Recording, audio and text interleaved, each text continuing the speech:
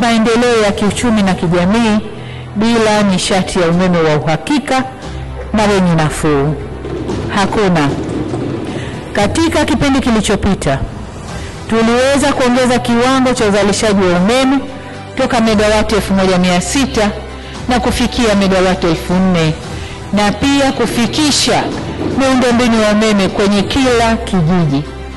Tunapoelekea mwaka 2030 tumejiwekea lengo la kuongeza uzalishaji wa umeme maradufu kufikia megawati 8000, na tutaendelea kupanua mtandao wa umeme ili kuvifikia vitongoji vyote nchini Tanzania.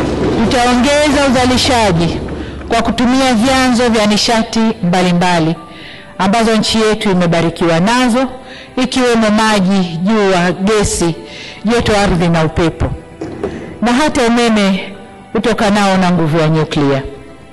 Vile vile, kupitia mpango wa gridi imara, tutakamilisha ujenzi wa miundombinu ya usafirishaji wa umeme na tutaongeza vituo vya kupoza umeme ili kuhakikisha shughuli za kiuchumi na makazi yanapata umeme wenye nguvu inayotakiwa. Lengo letu ifikapo 2030 mikoa yote ya Tanzania iwe imeunganishwa na gridi ya taifa ya umeme. TANESCO, tunayaangaza maisha yako.